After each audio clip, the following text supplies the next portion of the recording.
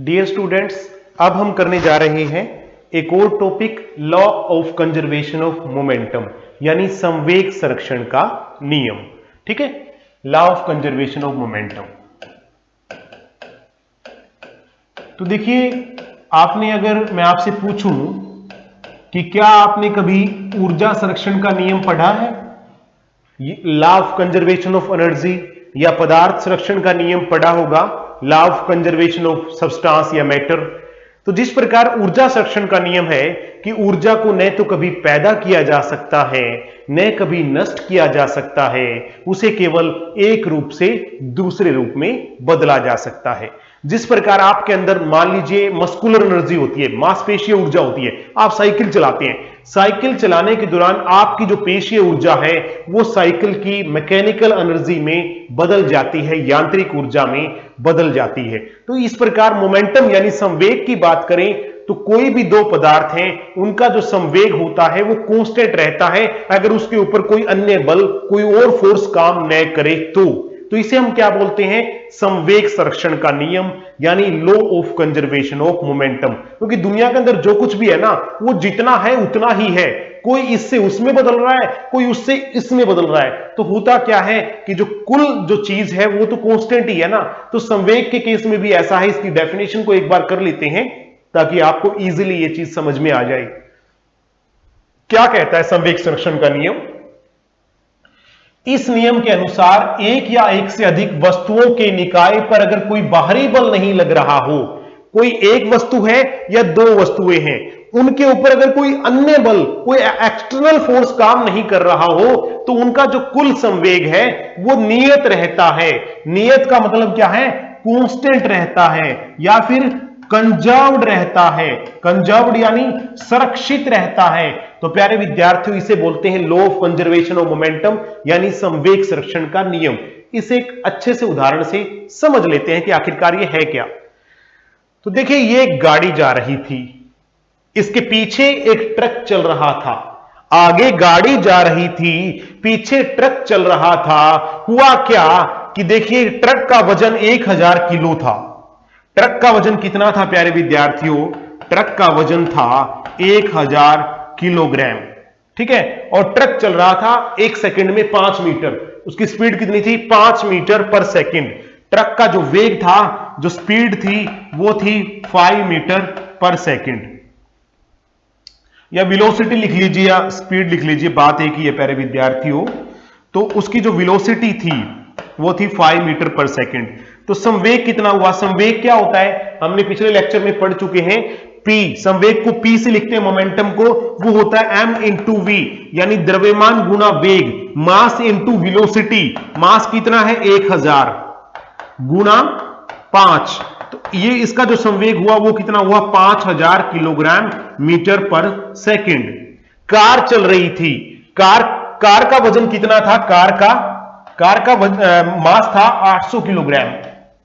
Car की जो speed थी प्यारे विद्यार्थियों वो थी 2 मीटर पर सेकंड।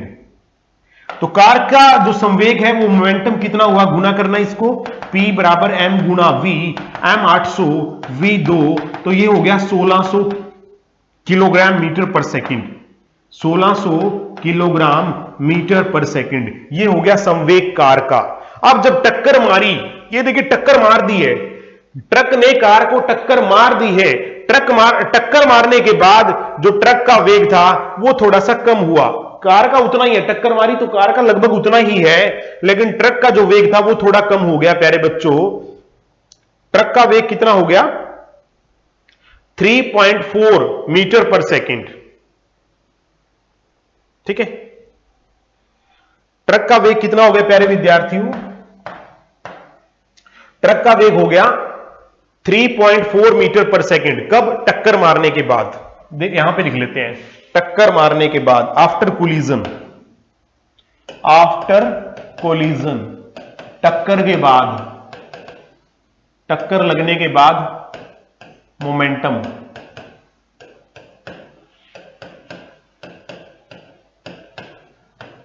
मोमेंटम यानी संवेग। टक्कर लगने के बाद मोमेंटम।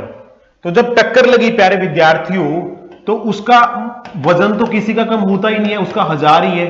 वेग उसका हो गया 3.4 मीटर पर सेकंड। तो उसका मोमेंटम यानी संवेग कितना आया टक्कर लगने के बाद? 1000 गुना 3.4, ये हो गया 3400 किलोग्राम मीटर पर सेकंड। तो ये कह रहा है कि कार का वेग बढ़ेगा या घटेगा, क्योंकि जो कुल संवेग है वो तो बराबर ही रहता है। तो देखते हैं प्यारे विद्यार्थियों, वजन तो कार का उतना ही रहेगा, ये हो गया 3400। ये कितना हुआ था? इसका मोमेंटम था 5000, इसका था 1600 यानी 5600 हुआ था। ठीक है, 5600 हुआ था। कार का वजन कितना है? 800 है। ठीक है, टक्कर लगने के बाद ट्रक का मोमेंटम, ट्रक कार का वजन उतना ही है प्यारे बच्चों, 800 किलोग्राम है। तो कार का वेग कितना हो जाएगा? ठीक है, कि ये जो P है, मोमेंटम है, इन दोनों का संवेग कितना था? 5000 प्लस 1600, यानी ये मान लीजिए P1 है,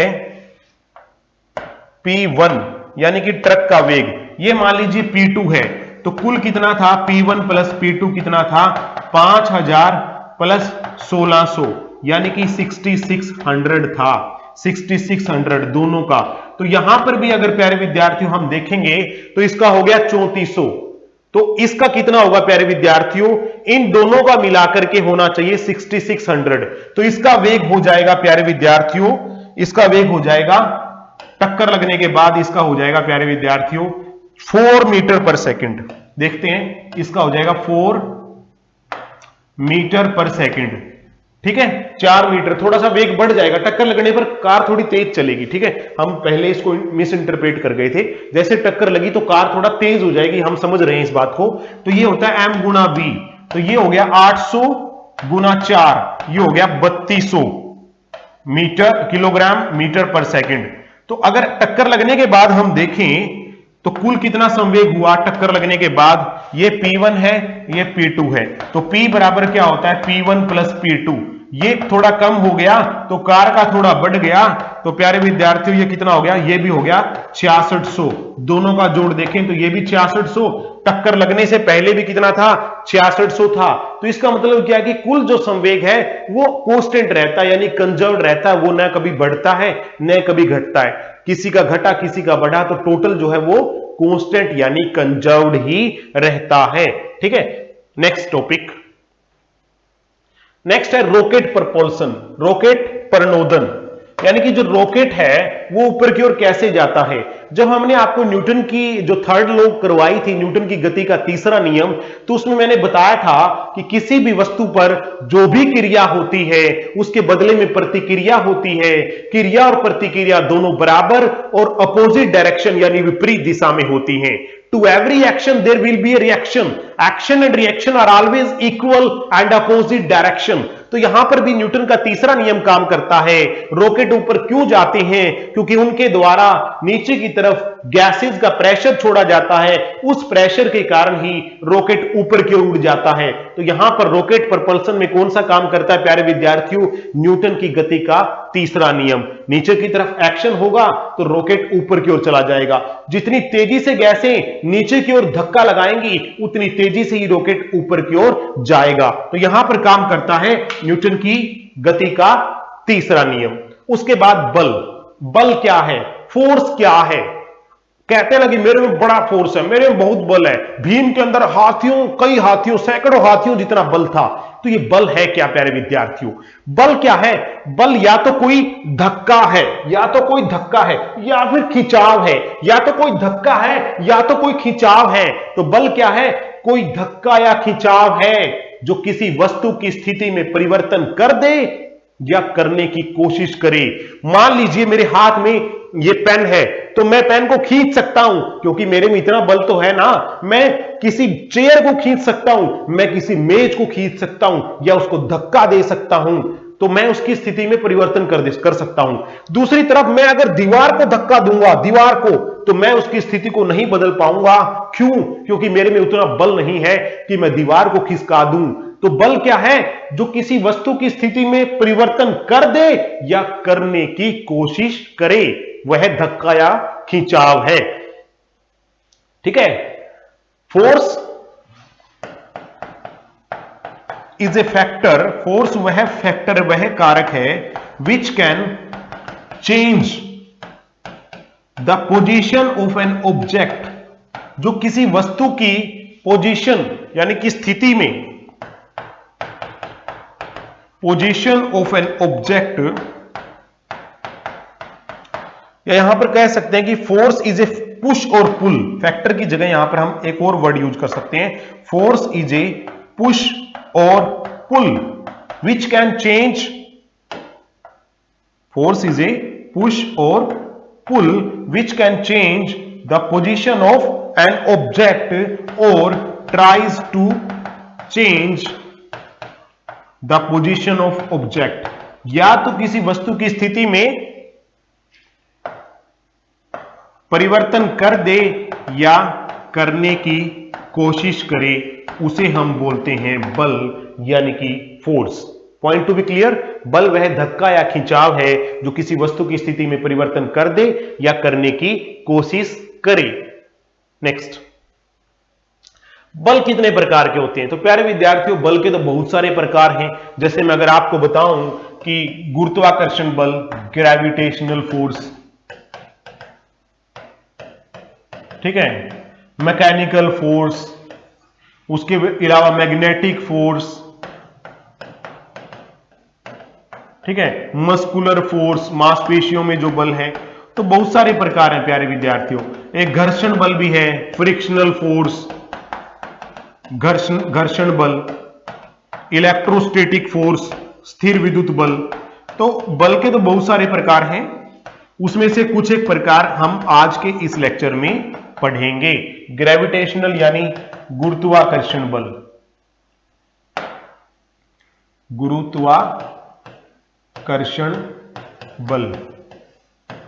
दूसरा कौन सा है? मैग्नेटिक फोर्स, चुंबकीय बल। तीसरा कौन सा है? मस्कुलर फोर्स, पेशीय बल, जो आपकी भुजाओं में होता है, जो आपके शरीर में होता है। फ्रिक्शनल फोर्स, घर्षण बल। नेक्स्ट कौन सा है? इलेक्ट्रोस्टैटिक फोर्स, स्थिर वैद्युत बल। तो ये सारे के सारे क्या हैं, इनके बारे में हम अभी चर्चा कर लेते हैं जल्दी से जल्दी। तो एक्चुअल में ये फोर्स क्या है और कहां काम आते हैं, ये सब बातें अभी हम इसी लेक्चर में डिस्कस करेंगे। तो सबसे पहले हम बात करते हैं गुरुत्वाकर्षण बल की। गुरुत्वाकर्षण बल की भी जो अगर खोज की बात करते हैं तो प्यारे विद्यार्थियों, यह खोज भी न्यूटन ने ही की थी। हुआ क्या कि न्यूटन एक दिन एक पेड़ के नीचे बैठे हुए थे, वो पेड़ सेब का पेड़ था। यहां पर आप चित्र के अंदर देख सकते हैं, मैं थोड़ा अगर इसको बड़ा करके दिखाऊं आपको, तो न्यूटन ने क्या किया देखते हैं। इस पेड़ के नीचे बैठे हुए थे, ये सेब का पेड़ था। हुआ क्या कि एक सेब इनके ऊपर आकर के गिरा। सेब न्यूटन के ऊपर आके गिरा तो न्यूटन ने कहा, सोचा दिमाग के अंदर कि ये सेब मेरे ऊपर क्यों गिरा। न्यूटन का मतलब यह नहीं था कि सेब मेरे ऊपर ही क्यों गिरा और कहीं क्यों नहीं गिरा। उसने तो यह सोचा कि सेब धरती की ओर ही क्यों आया, धरती ने सेब को अपनी ओर क्यों खींचा। क्या धरती के अंदर कोई चुंबक है, और अगर है तो फिर वो सेब में क्यों नहीं, धरती सेब की ओर क्यों नहीं खींच के चली गई, सेब ही धरती की तरफ क्यों आया। ये सारी जो बातें थी न्यूटन के दिमाग के अंदर हलचलें पैदा कर रही थी। तो उसको पता लगा कि प्रत्येक वस्तु के अंदर एक ग्रेविटेशनल फोर्स होता है, गुरुत्वाकर्षण बल होता है, लेकिन वो डिपेंड करता है वस्तु के आकार के ऊपर। जो बहुत बड़ी आकार की वस्तु है उसका ग्रेविटेशनल बल इतना ज्यादा होता है कि वो छोटी वस्तुओं को अपनी ओर खींच लेती है। समझ में आ गया? सूर्य का ग्रेविटेशनल फोर्स इतना ज्यादा है कि सारे ग्रह उसके चारों तरफ घूम रहे हैं। पृथ्वी का ग्रेविटेशनल फोर्स इतना ज्यादा है कि हम कहीं से भी छलांग लगाएं, हमारा ग्रेविटेशनल फोर्स पृथ्वी के ग्रेविटेशनल फोर्स से इतना कम है कि हम पृथ्वी को अपनी ओर न खींच करके पृथ्वी हमें अपनी ओर खींचती है। यह गुरुत्वाकर्षण बल का ही परिणाम है। जिस वस्तु का गुरुत्वाकर्षण बल बहुत ज्यादा है वो दूसरी वस्तु को अपनी ओर खींच लेती है। तो अगर हम पृथ्वी की तुलना में बात करें तो कहां तो करोड़ों टन वजन पृथ्वी में, कहां हमारे अंदर जो नाम मात्र का वजन। तो किसका गुरुत्वाकर्षण बल ज्यादा? पृथ्वी का ज्यादा, इसीलिए हम पृथ्वी की ओर खींचे चले आते हैं। तो इसे हम कहते हैं गुरुत्वाकर्षण बल का नियम। तो न्यूटन ने क्या कहा कि ब्रह्मांड में प्रत्येक कण दूसरे कण को अपनी ओर आकर्षित करता है। हो सकता है कि आप लोगों ने यह नहीं पढ़ा हो कि प्रत्येक कण, आप भी किसी को अपनी ओर खींच सकते हैं। आप हवा को खींच सकते हैं। आप जब सांस लेते हैं तो हवा के साथ सारे सूक्ष्म जीव भी आपके अंदर आ सकते हैं। क्यों? क्योंकि आप उनसे हजारों गुना बड़े हैं, उन कणों से। तो क्या कह रहा है न्यूटन ने जो गुरुत्वाकर्षण बल में जो बात कही ना प्यारे विद्यार्थियों, इसीलिए न्यूटन को महान कहते हैं कि गति के नियम दिए, उसके बाद जो गुरुत्वाकर्षण बल का नियम दिया ना, यह अपने आप में इसकी महानता को साबित करता है कि विश्व का प्रत्येक कण, every object of universe attract another object, कोई भी कण यूनिवर्स का दूसरी वस्तु को अपनी ओर आकर्षित करता है। और हम कैलकुलेट कैसे करेंगे कि किसका बल ज्यादा, तो उसके लिए भी न्यूटन ने फॉर्मूला दिया। क्या दिया? कि मान लीजिए ये पहली वस्तु है, पहली वस्तु, ये दूसरी वस्तु है,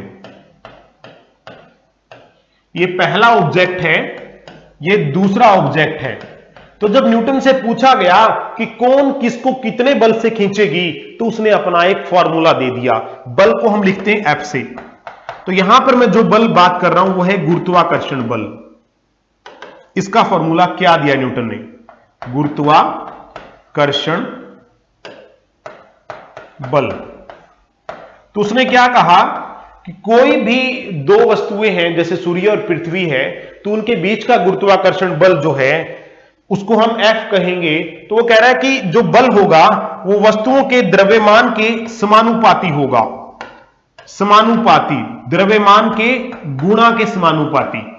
कि जो भी दो वस्तुएं होंगी उनका जो वजन होगा, मान लीजिए इसका 1000 किलो है और इसका 500 किलो है, तो जो इनका जो बल होगा वो इन दोनों के जो वजन है, द्रव्यमान है, उनकी गुणा के समानुपाती होगा, उनकी मल्टीप्लिकेशन के समानुपाती होगा। तो 1000 गुणा 500 कितना हो गया प्यारे बच्चों? 5 लाख हो गया। तो जो बल होगा वो 5 लाख के समानुपाती होगा। और इसने ये कहा कि उनके बीच की दूरी, उनके बीच की दूरी को हम d मान लेते हैं। उनके बीच की दूरी, जैसे पृथ्वी और चंद्रमा के बीच की दूरी कितनी है? 3,84,000 किलोमीटर। तो उनके बीच की दूरी के अपोजिट होगा, यानी कि व्युत्क्रमानुपाती होगा, बीच की दूरी के स्क्वायर के, उनकी बीच की दूरी के स्क्वायर के व्युत्क्रमानुपाती होगा। यह न्यूटन ने कहा कि अगर हमने किसी का बल निकालना है तो बल कितना आएगा? दो जो पिंड हैं जिनके बीच में ग्रेविटेशन फोर्स है, जो एक दूसरे को खींच रही है, भारी चीज हल्की को खींच रही है, तो जो बल लगेगा वो इन दोनों के वजन के गुणा के समानुपाती। अगर वजन ज्यादा होगा तो बल भी ज्यादा लगेगा, दोनों का। कम होगा तो बल भी कम लगेगा। और दूरी के वर्ग के उल्टा होगा, इनवर्सली प्रोपोर्शनल, यानी कि दूरी अगर ज्यादा होगी तो बल कम लगेगा, दूरी कम होगी तो ज्यादा लगेगा, उसके स्क्वायर के इनवर्सली प्रोपोर्शनल है। तो जब हम ये प्रोपोर्शनल यानी समानुपाती का निशान हटाते हैं तो इसके बदले में हमें लगाना पड़ता है प्यारे विद्यार्थियों कोई ना कोई कांस्टेंट, कांस्टेंट यानी स्थिरांक। तो न्यूटन ने क्या किया? ये निशान हटाने के लिए जी लगा दिया। जी है गुरुत्वाकर्षण स्थिरांक। तो F क्या हो गया? जी m1 गुणा m2 divide by D square. ये फार्मूला बन गया किसका? गुरुत्वाकर्षण बल का। जी m1 गुणा m2 बाई डी स्क्वायर, गुरुत्वाकर्षण बल का फॉर्मूला। कि अगर हमें किसी का बल निकालना है तो G को मल्टीप्लाई करेंगे। G की वैल्यू होती है प्यारे विद्यार्थियों 6.67 इंटू 10 की पावर -11। ये वैल्यू होती है G की, गुरुत्वाकर्षण बल की 6.67 इंटू 10 की पावर -11 किलोग्राम मीटर पर सेकंड। तो ये होती है G की वैल्यू। पहली वस्तु का वजन हमें पता होगा तो उसको गुणा कर देंगे G से, दूसरी वस्तु को भी साथ में गुणा कर देंगे, बीच की दूरी हमें पता होगी तो उसका वर्ग करके उससे हम भाग कर देंगे तो किसी वस्तु का भी बल निकाला जा सकता है। तो सोच के देखिए कितना भयंकर फार्मूला इजाद किया न्यूटन ने। वास्तव के अंदर महान थे ना। G की वैल्यू भी बताई कि G का मान कितना रहेगा, यानी दोनों वस्तुएं हैं उनकी गुणा को किससे गुणा करना पड़ेगा? G से करना पड़ेगा। G का मान भी उन्होंने बताया कि वो है 6.67 इंटू 10 की पावर -11 किलोग्राम मीटर पर सेकंड। और G को क्या कहते हैं? गुरुत्वाकर्षण स्थिरांक, ग्रेविटेशनल कांस्टेंट, गुरुत्वाकर्षण स्थिरांक। ग्रेविटेशनल कांस्टेंट, ये चीज भी न्यूटन ने हमें बताई प्यारे विद्यार्थियों कि ग्रेविटेशनल कांस्टेंट क्या है, गुरुत्वाकर्षण स्थिरांक क्या है। ठीक है, तो काफी इंटरेस्टिंग था। उसके बाद विद्युत चुंबकीय बल, इसका हम जिक्र करेंगे प्यारे विद्यार्थियों, विद्युत चुंबकीय बल का भी। फिलहाल आप चुंबकीय बल देख सकते हैं यहां पर, ये दो प्रकार का होता है। इलेक्ट्रोमैग्नेटिक फोर्स कहते हैं प्यारे बच्चों इसको, इलेक्ट्रोमैग्नेटिक फोर्स, ये दो प्रकार का होता है इलेक्ट्रोमैग्नेटिक फोर्स। दो प्रकार कौन कौन से, एक तो स्थिर विद्युत बल और एक चुंबकीय बल, यानी इलेक्ट्रोस्टैटिक फोर्स, इलेक्ट्रोस्टैटिक फोर्स, और दूसरा होता है मैग्नेटिक फोर्स, चुंबकीय बल। लीजिए इसके बारे में हम स्टडी कर लेते हैं। ठीक है, पहले हम बात कर लेते हैं इलेक्ट्रोस्टैटिक फोर्स यानी स्थिर वैद्युत बल। बचपन में कभी आपने लाइन मारने वाले स्केल के साथ बालों से घिसाकर कागज के कभी छोटे छोटे टुकड़े उठाए हैं? अगर आपने उठाए हैं तो वहां पर भी आपने जाने अनजाने में एक बल का इस्तेमाल किया है जिसका नाम है स्थिर विद्युत बल यानी कि इलेक्ट्रोस्टैटिक फोर्स। एक्चुअल में होता क्या है कि जब हम किसी भी स्केल को या पेन को बालों के साथ घिसाते हैं तो वो चार्ज हो जाता है, उसके ऊपर आवेश आ जाता है, और जब भी उस चार्ज वस्तु को हम कागज के टुकड़ों के ऊपर रखते हैं तो कागज के टुकड़े उस आवेशित वस्तु की तरफ आकर्षित हो जाते हैं, क्योंकि यहां पर एक बल काम करता है जिसका नाम है स्थिर वैद्युत बल यानी कि इलेक्ट्रोस्टैटिक फोर्स। एक और एग्जांपल दिखा देता हूं। आपने कभी गुब्बारे को जर्सी के साथ या बिल्ली की खाल के साथ रगड़ा होगा तो उस कंडीशन में भी क्या होता है कि जो गुब्बारा है वो चार्ज हो जाता है, और वो देखिए बिल्ली के जो बाल हैं उनको अपनी ओर खींच रहा है, और वो इतना चार्ज हो जाता है कि अगर कागज के छोटे छोटे टुकड़े उस गुब्बारे के नीचे रखेंगे तो वो टुकड़ों को अपनी ओर खींचेगा। एक और एग्जांपल बताता हूं। सर्दियों में आपने स्वेटर को कभी निकाला होगा तो उसमें से चट चट चट चट की आवाज आई होगी, क्योंकि स्वेटर आपकी चार्ज हो जाती है, जिस कारण से चट चट की आवाज या थोड़ी थोड़ी स्पार्किंग की जो लाइट है वो भी आपको दिखाई देती है। या एक और एग्जांपल करंट का दे देता हूं आपको कि आजकल आप किसी चीज को हाथ लगा रहे हो तो आपको करंट का झटका लगता है। होता क्या है, दिन भर के अंदर आपकी बॉडी चार्ज हो जाती है, कोई भी काम कर रहे हैं या फिर एक पोजीशन में बैठे हुए हैं तो आपकी बॉडी चार्ज हो जाती है। जब भी आप किसी लोहे की या स्टील की या तांबे की वस्तु को हाथ लगाते हो तो वो चार्ज आपके शरीर से उसमें चला जाता है, जिस कारण से आपको लगता है कि मुझे करंट लग रहा है। एक्चुअली में वो करंट नहीं है, उससे आपको कुछ होने वाला नहीं है, वो केवल चार्ज जो है वो आवेश आप में से किसी और वस्तु में गया है, उसे हम क्या कहते हैं, इलेक्ट्रोस्टैटिक फोर्स यानी कि स्थिर विद्युत बल। काफी इंटरेस्टिंग है ना ये भी। तो प्यारे विद्यार्थियों, दो स्थिर विद्युत आवेशों के बीच लगने वाले बल को स्थिर विद्युत बल कहते हैं, और दो चुंबकीय ध्रुवों के बीच लगने वाले बल को चुंबकीय बल कहते हैं। चुंबकीय बल की भी बात करेंगे, पहले स्थिर विद्युत बल आपको मेरे हिसाब से अच्छे से समझ में आ गया होगा। चुंबकीय बल यानी मैग्नेटिक फोर्स। चुंबक को कभी देखा है आपने, क्लास में टीचर ने दिखाया होगा, साइंस के टीचर ने, तो उसने दिखाया होगा कि चुंबक के दो ध्रुव होते हैं, उत्तर ध्रुव दक्षिण ध्रुव। ठीक है, उत्तर ध्रुव दक्षिण ध्रुव। अगर दो चुंबक हम पास में लेकर के आएंगे और अगर उत्तर और दक्षिण को लेकर के आएंगे तो ये चिपक जाएंगी, उत्तर और दक्षिण को लेकर के आएंगे तो क्या होगी, चिपक जाएंगी। उत्तर उत्तर को लाएंगे तो दूर जाएंगी, दक्षिण दक्षिण को लाएंगे तो भी दूर जाएंगी। उसके पीछे का लॉजिक क्या है कि जो अपोजिट पोल होते हैं, विपरीत ध्रुव होते हैं, वो एक दूसरे को अपनी ओर आकर्षित करते हैं। ठीक है, लेकिन समान ध्रुव एक दूसरे को प्रतिकर्षित करते हैं, दूर भगाते हैं। इसका एग्जाम्पल मैं ले सकता हूं कि सांड की लड़ाई सांड के साथ में होती है।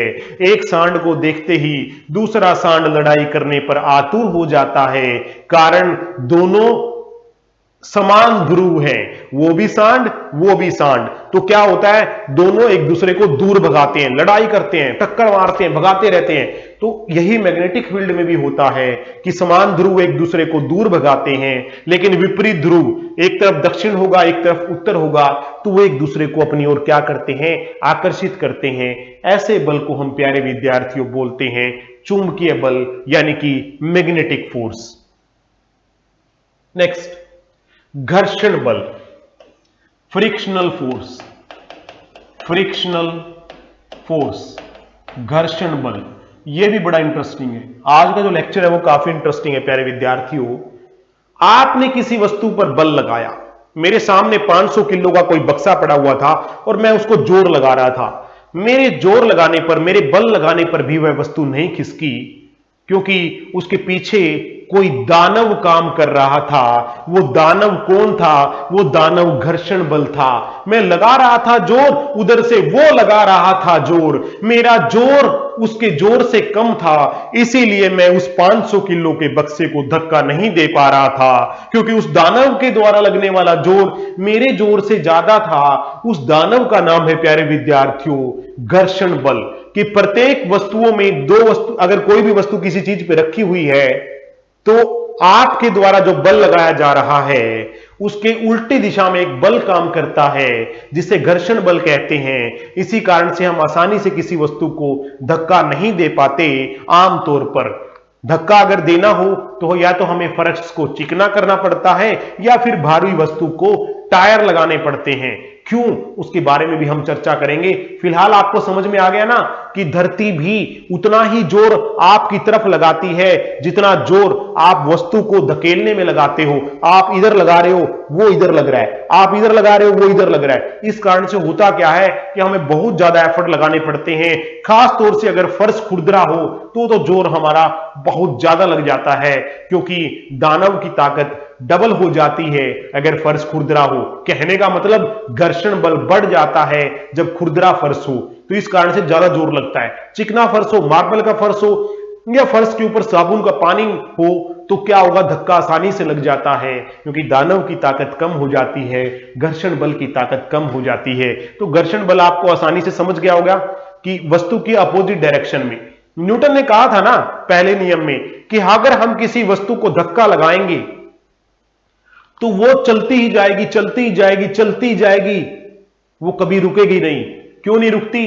क्योंकि उसको रोकने के लिए कोई बल नहीं लगाया जाता। लेकिन बच्चे कहते हैं कि सर हम फुटबॉल को किक लगाते हैं वो तो रुक जाती है। न्यूटन ने कहा था रुकती नहीं, तो न्यूटन ने यह भी कहा था कि अगर कोई बल नहीं लगाया जाएगा तब नहीं रुकेगी। लेकिन जब हम बॉल को किक करते हैं तो घर्षण बल लगता है भाई। अगर घर्षण बल नहीं रुकेगा, लगेगा तब नहीं रुकेगी।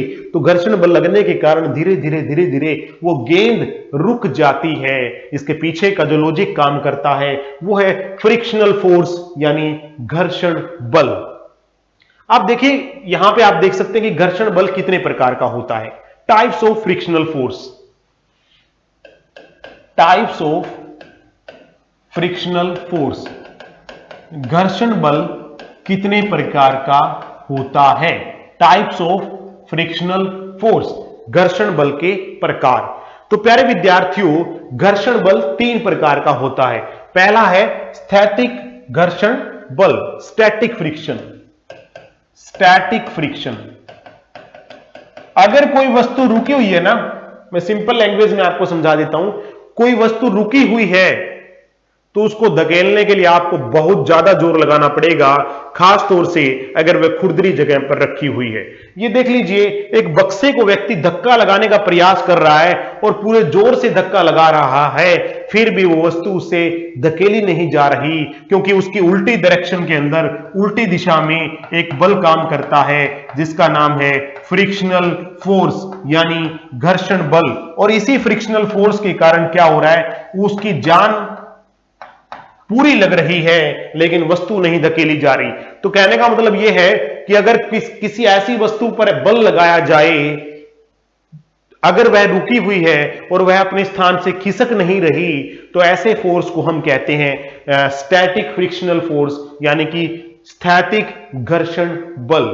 अब दूसरा करते हैं, सेकंड है, ये देख लीजिए कि अगर फर्श स्मूथ है, प्लेन है, तो धक्का देना आसान होता है, और अगर खुरदरा है तो होता क्या है, उस वस्तु के और धरती के बीच में वो जम जाती है। छोटे छोटे जो छिद्र होते हैं ना, उन छिद्रों के अंदर वो वस्तु जम जाती है, तो उन छिद्रों से वो निकलती नहीं है, इसलिए जोर लगाने पर भी वो हिलती नहीं है, क्योंकि वो फंस जाती है उन छोटे छोटे छिद्रों में, जो आपको दिखते भी नहीं है प्यारे विद्यार्थी। छोटे छोटे छोटे छोटे छिद्र होते हैं फर्श में, अगर थोड़ा खुरदरा है, मार्बल में नहीं होते, लेकिन अगर थोड़ा सा खुरदरा है तो छोटे छोटे छिद्र होते हैं, उन छिद्रों के अंदर वस्तु के जो पार्ट्स हैं वो फंस जाते हैं, जिस कारण से वो वस्तु वहां से हिलती नहीं है। इसलिए खुरदरी वस्तु पर जोर लगाने पर भी घर्षण बल इतना हो जाता है कि हम उसको हिला नहीं पाते।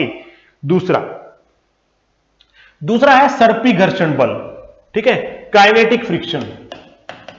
काइनेटिक फ्रिक्शन, अगर कोई वस्तु चल रही है तो उस पर जो घर्षण बल काम कर रहा है ना, तो वो है सर्पी घर्षण बल यानी काइनेटिक फ्रिक्शन। अगर कोई चल रही है, अगर आप किसी अलमीरा को धक्का दे रहे हैं ना, अगर वो सरक गई तो रुकना मत, चलते रहना, क्योंकि एक बार सरक गई, वो चल रही है, आप उसको धक्का दोगे बड़ी आसानी से वो चली जाएगी। प्यारे विद्यार्थियों, अगर थोड़ी धक्का दिया, रुक गई, फिर दोबारा जोर लगाओगे, उसके जो मैंने कहा था कि जो छोटे छोटे पार्ट्स होते हैं फरस में, फिर फंस गए, फिर ज्यादा जोर लगाओगे, फिर हिलेगी वो, फिर आप रुक गए, फिर वो जम गई फरस के ऊपर, फिर ज्यादा जोर लगाओगे, फिर हिलेगी वो। आपने क्या करना, आप अलमीरा को धक्का दे रहे हो, आप एक बार सरक गई तो उसको रुकने नहीं देना, उसको चलाते जाओ। ऐसी कंडीशन में आपको कम फ्रिक्शन यानी कम घर्षण बल लगेगा, तो आपका बल का असर ज्यादा होगा। तो प्यारे विद्यार्थियों, ऐसे बल को हम कहते हैं सर्पी घर्षण बल यानी कि काइनेटिक फ्रिक्शनल फोर्स। तो ऐसी कंडीशन के अंदर अगर देखा जाए तो जो बल है हमारा, कम बल के अंदर ज्यादा काम ले सकते हैं अगर कोई वस्तु चल रही है, क्योंकि उसके द्वारा लगने वाला घर्षण बल काफी कम होता है रुकी हुई वस्तु की तुलना में। अब तीसरी प्रकार का फ्रिक्शनल फोर्स, लोटनिक घर्षण बल, रोलिंग फ्रिक्शन। रोलिंग फ्रिक्शन,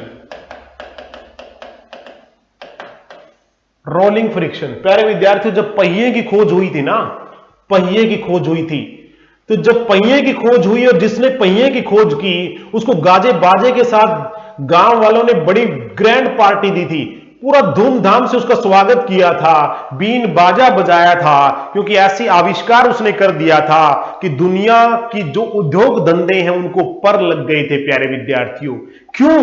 क्योंकि हमारे द्वारा बहुत कम बल लगाने पर भी अधिक कार्य होता था। ऐसे फ्रिक्शन को हम बोलते हैं रोलिंग फ्रिक्शन। अगर कोई वस्तु, उसके टायर लगे हुए हैं, लुढ़क रही है, तो क्या होता है जब वो वस्तु लुढ़कती है, आमतौर पर मान लीजिए एक वस्तु चपटी है, चपटी वस्तु है, तो वो उसका घर्षण यहां भी लग रहा है, यहां भी लग रहा है, यहां भी लग रहा है, यहां भी लग रहा है, यहां भी लग रहा है, यहां भी लग रहा है, सब जगह लग रहा है फ्रिक्शन उसका।